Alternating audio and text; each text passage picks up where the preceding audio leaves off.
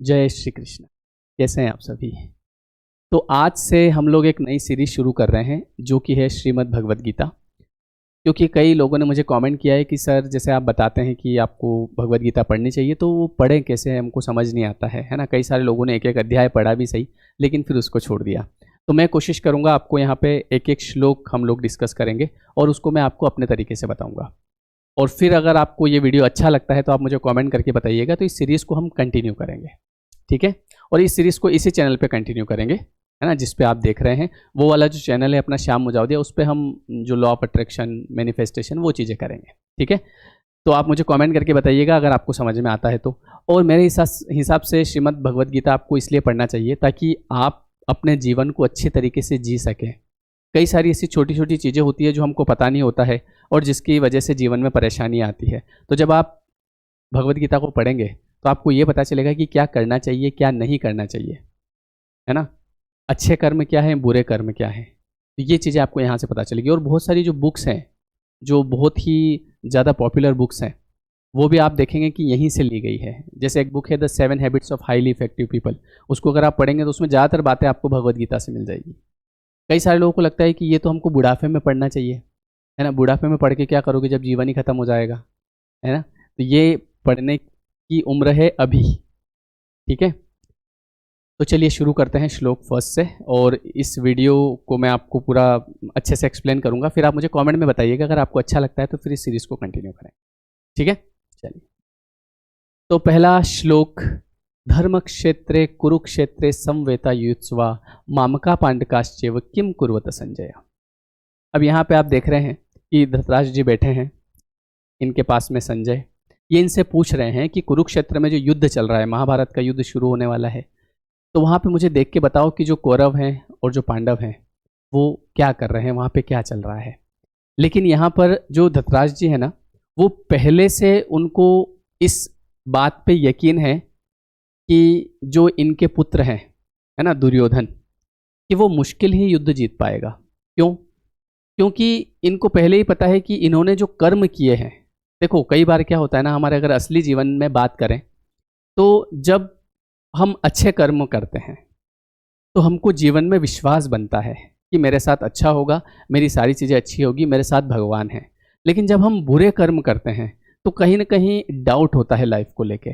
तो वैसे ही जो धृतराष्ट्र जी है ना, उनको पहले से ही, अभी तो युद्ध शुरू हुआ नहीं है, लेकिन पहले से ही उनको शंका है कि कहीं मेरे पुत्र हार नहीं जाए। और इनको इस बात को लेकर डर है, इसलिए ये संजय से पूछते हैं। ये तो अंधे हैं, ये तो देख नहीं सकते, तो ये पूछते रहते हैं कि बताओ मुझे वहां पे क्या हो रहा है। और डर किस बात का है?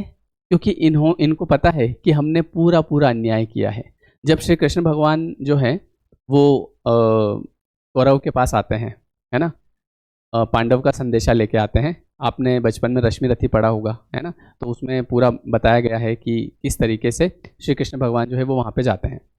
तो वो उनको कहते हैं कि एक काम करो, आप तो 5 गांव जो है ये दे दो हमको, है ना, दे दो केवल 5 ग्राम, रखो अपनी धरती तमाम, हम वही खुशी से खाएंगे, परिजन पर हंसी न उठाएंगे। लेकिन दुर्योधन वह भी दे न सका, आशीष समाज के लिए न सका, उल्टा हरि को बांधने चला, जो था असाध्य साधने चला। और इसके बाद एक लाइन आती है कि जब नाश मनुष्य पर छाता है, पहले विवेक मर जाता है। तो दुर्योधन ने कहा कि भाई 5 गांव तो ठीक है। जब मतलब कृष्ण भगवान जो थे ना, वो पांडव की तरफ से कौरव के पास अपना संदेशा लेके गए कि भाई ऐसा करो कि हमको 5 गांव दे दो, बस हमको ज़्यादा आपकी संपत्ति नहीं चाहिए, 5 गांव दे दो, हम और कुछ नहीं मांगेंगे, हम वहीं रहेंगे, बढ़िया, कोई दिक्कत नहीं है। लेकिन दुर्योधन ने कहा कि एक सुई की नोक के बराबर भी जमीन नहीं दूंगा। तो जब नाश मनुष्य पर छाता है तो पहले विवेक मर जाता है। तो धृतराष्ट्र जी ये पहले ही देख चुके हैं कि इन्होंने क्या क्या किया, है ना। द्रौपदी का चीरहरण, है ना, वस्त्र हरण वहाँ पे किए थे, सब चीज़ें इनके दिमाग में है पहले से। तो इनको पूरा पूरा यकीन है कि कहीं मेरे जो बच्चे हैं ये युद्ध में हार नहीं जाए। तो ये डाउट व्यक्ति को कब होता है? जब उसके कर्म वैसे होते हैं। लेकिन फिर भी अभी भी इनके हाथ में बात है, ये चाहें तो युद्ध को रुकवा सकते हैं, जो हुआ उसके लिए माफ़ी मांग सकते हैं, भगवान फिर भी माफ़ कर देते हैं। लेकिन भगवान तो खुद आए थे सामने चल के कि भैया हमको 5 गांव दे दो, आपने इतना सब कुछ किया, कोई बात नहीं, हम सब भूल जाएंगे। लेकिन इन्होंने कहा कि नहीं, और ये युद्ध को रोक भी नहीं रहे हैं और मन में डाउट भी है। और आपने परिणाम देखा होगा महाभारत में आखिरी में क्या परिणाम होता है इनके जो 100 पुत्र होते हैं 100 के 100 ही मर जाते हैं, और इधर 5 पांडव होते हैं वो जीत जाते हैं। क्यों? सत्य, है ना। तो इन्होंने जो कर्म किए थे उसकी वजह से इनको पहले ही पता है। तो पहले जो श्लोक है, पहला जो श्लोक है उसमें बस यही है कि जो कुरुक्षेत्र है वहाँ पे पांडव और जो कौरव वो सभी इकट्ठे हुए हैं। तो ये बोल रहे हैं कि संजय बताओ वहाँ पे क्या चल रहा है।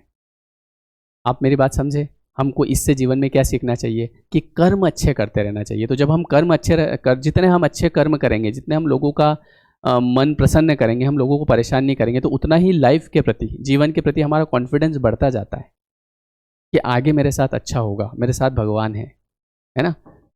तो बस यही होता है। तो ये पहला श्लोक था, और आई होप कि आपको जीवन में इसे कैसे उतारना है। जीवन में इसे ऐसे उतारना है कि हमको इनके जैसे काम नहीं करना है। इनको सब कुछ दिख रहा था कि गलत गलत हो रहा है, पर इन्होंने रोका नहीं, और आज इनके मन में है कि मैंने गलत किया है, और ये अच्छे से जानते हैं कि अनीति का परिणाम हमेशा बुरा होता है, और इनको ये पता है कि हम अनीति पे रहे हैं, है ना। हमने जो इनके बड़े भाई थे, उनके जो पुत्र थे, उनको ऐसे ही निकाल दिया। तो जब हम हमारे असली जीवन में, जब हमारे ही लोगों के साथ भेदभाव करते हैं, जब हमारे ही लोगों के साथ बुरा करते हैं, तो फिर हमको पहले ही हमारे अंदर कहीं ना कहीं मन कहता है कि यार तूने किया तो बुरा है, और इससे हम कॉन्फिडेंट नहीं हो पाते हैं लाइफ में। इसलिए हमेशा अच्छे कर्म करते रहिए। ठीक है, वीडियो कैसा लगा? वीडियो छोटा ही बनेगा क्योंकि एक एक श्लोक को हम लेंगे। तो वीडियो कैसा लगा कमेंट करके बताइएगा, तो इस सीरीज को हम फिर कंटिन्यू करेंगे।